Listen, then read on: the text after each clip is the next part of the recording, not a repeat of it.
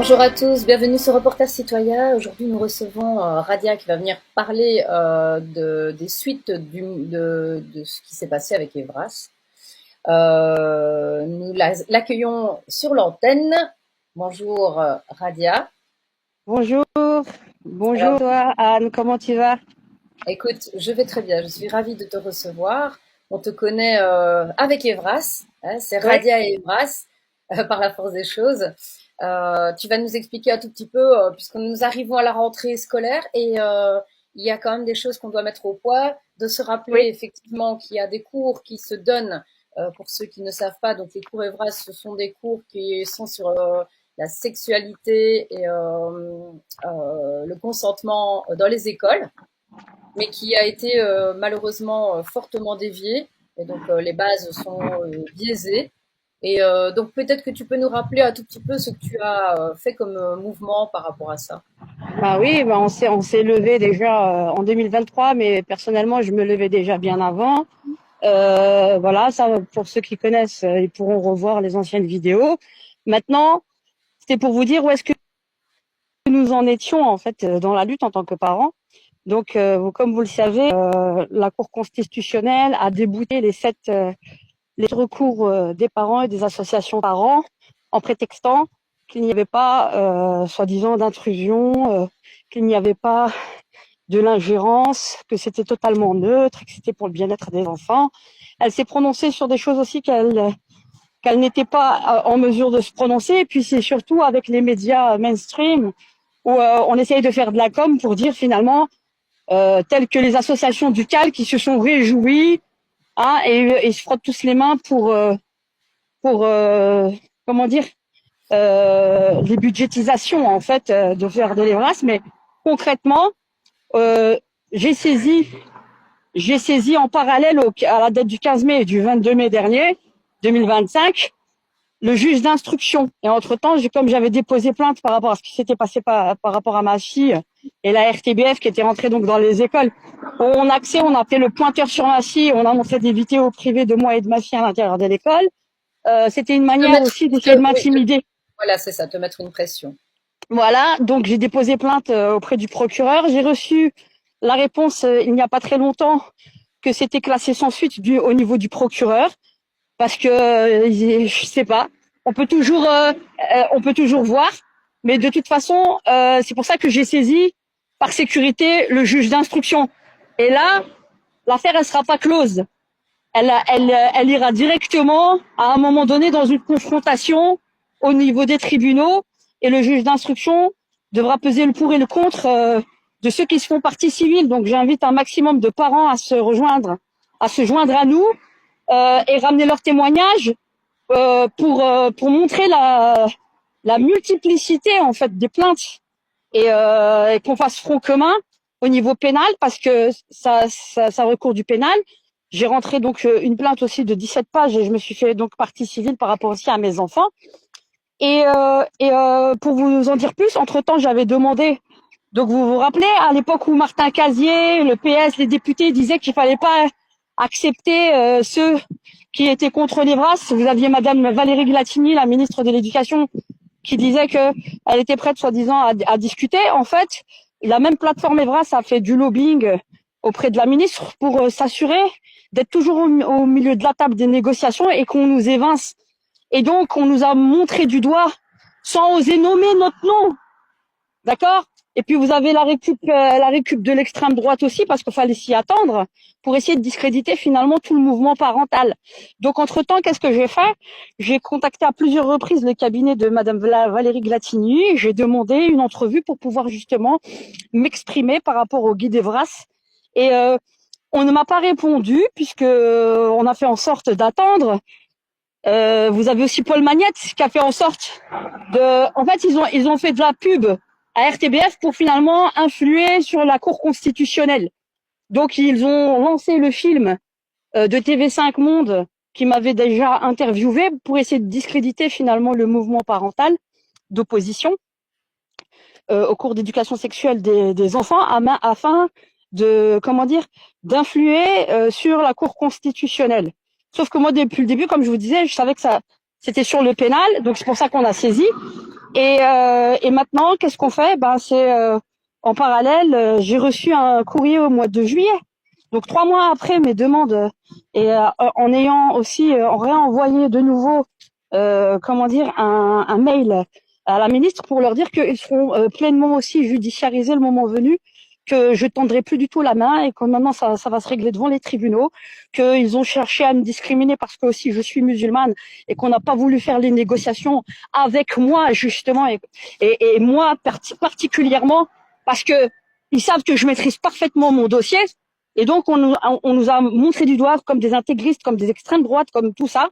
Entre-temps, j'avais téléphoné aussi à la police judiciaire de Charleroi, j'ai enregistré, j'ai tout mis en ligne. Donc tout ça, ça va nous servir de base devant les tribunaux pour montrer à quel point ils se foutent royalement de notre gueule.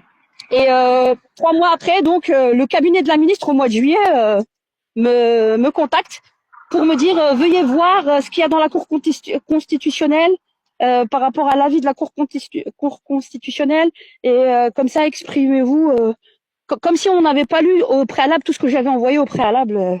Ils essayent de se couvrir. Mais il faut savoir que, juste pour être concise parce qu'il me reste 1%, j'ai rentré officiellement la manifestation du 13 septembre 2025. Pas d'Evras sans le consentement parental à 14 heures à la place Albertine. J'ai tout rentré officiellement. On va leur montrer que jusqu'à la dernière minute, ils ne vont pas nous endormir, même 2 ans encore après, chaque année à la rentrée scolaire, parce que là, c'est là où ils veulent mettre le paquet avec le tronc commun. Et on essaye de cacher encore une fois de plus la poussière sur le tapis. Et les enfants sont véritablement en danger avec je nomme et je réitère ces associations de malfaiteurs qui veulent se prendre la part belle et plein le magot. Et c'est avant tout, les éducateurs sont d'abord les parents, et c'est d'abord avec eux qu'on se concerte avant de toucher à nos enfants. Voilà ce que je voulais vous dire d'une manière vraiment très condensée. Alors bon voilà, nous on va rappeler à nos auditeurs également, donc je veux dire que c'est vraiment un enjeu très très important parce que là on touche à l'intégrité de nos enfants. À titre individuel, chaque parent pourrait réagir en déposant une plainte, en nominant évidemment la direction de l'école, le nom du directeur et l'instituteur qui est responsable de la classe de son enfant. Mais vous pouvez vous joindre aussi à notre propre plainte. Et comme ça, le juge d'instruction va prendre, parce que l'enquête est déjà ouverte, et tout ce que vous ramènerez, je pourrai vous donner par la suite toutes les coordonnées, et vous pouvez le faire directement de votre côté avec vos témoignages. Voilà, donc ici ce sera le lien sera bien clairement noté sur la vidéo. Donc si vous désirez vous responsabiliser par rapport à ce qui se passe avec Evras, vu que vous devez protéger vos enfants à la rentrée scolaire, n'hésitez pas de vous joindre à Radia pour vous porter partie civile et refuser qu'on donne des cours de sexualisation dans les écoles. Donc voilà. Donc rappelle la date. Juste une petite précision. Oui, pour la date de la manifestation, c'est samedi 13 septembre 2025 à 14 heures à la place Albertine, 1000 Bruxelles, c'est à la gare centrale. Comme la dernière fois, comme il y a 2 ans en arrière et comme à chaque fois. Place Albertine, 1000 Bruxelles à 14 heures samedi 13 septembre. J'espère que cette fois-ci, vous serez beaucoup plus nombreux qu'en 2023 et que toutes les autres années et toutes les autres dates qui ont succédé parce qu'ils ont tout fait pour casser le mouvement des parents. Et cette fois-ci, vraiment, pour leur montrer pas d'Evras sans le consentement parental, déjà, et pas d'Evras en maternelle et primaire, et pour les secondaires inférieurs avec le consentement des parents. À partir de 15 ans, ça se discute, on peut en discuter, il n'y a pas de problème. Mais en dessous, on touche pas, et on demande d'abord l'avis aux parents. Et pour rebondir, pour se faire partie civile, vous pouvez faire vous-même l'action, vous n'avez peut-être pas forcément besoin de passer par un avocat, et c'est 250 €. Et c'est ce que j'ai fait. Voilà, pour que vous le sachiez. Bravo pour les actions que tu mènes. Tu montres l'exemple en tant que parent de pouvoir protéger ta progéniture par rapport à de tels cours qui sont déviants. Et maintenant, on n'a plus à prouver puisqu'on a vu les origines de ce cours Evras. Donc voilà, rappelez aux parents, donc le 12 septembre, 14 heures, place Albertine, à 13, Bruxelles. 13 septembre, 13 septembre, samedi 13, 13 pardon, septembre. 13 septembre, à 14 heures, place Albertine. Venez rejoindre Radia.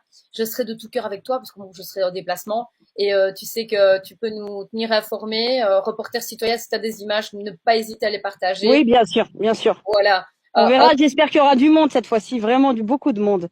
Je oui, l'espère, c'est je important. l'espère. Hein, c'est un C'est très enjeu important, vital. c'est le dernier tournant du 2025, là, ça va être aussi la même chose en France, hein.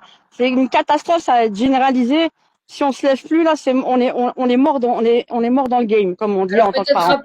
rappeler donc aux parents qu'en fait cette démarche qu'ils mettent dans les écoles, c'est tout doucement influencer le consentement pour rabaisser l'âge légal du consentement pour les enfants. Donc c'est favoriser évidemment des actes Bon, il n'y a pas que cette de dynamique. criminalité.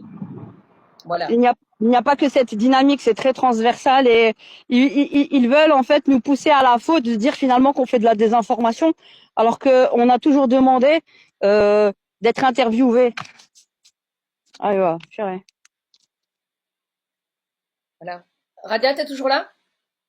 Voilà, donc c'était Radia qui a le groupe Omri si vous voulez la retrouver. Donc elle est sur YouTube, Omri Omri, et sur Facebook c'est Omri. Donc c'est bien noté ici en dessous. N'hésitez pas à partager l'information, à vous déplacer, à vous responsabiliser en tant que parent parce que c'est vraiment des enjeux hyper importants. Ça va de l'ordre du bien-être psychologique de nos enfants et d'éviter que de personnes adultes mal intentionnées puissent abuser de la confiance de nos enfants, soit pour les informer sur le transgenre, sur le transgenrisme, sur la sexualisation dans les réseaux sociaux, etc. Donc, pensez que c'est vraiment quelque chose d'hyper important. Partagez, soutenez les médias libres. Vous êtes comme des petits colibris. Vous devez faire votre part de travail pour protéger vos enfants. C'est une obligation. Merci beaucoup.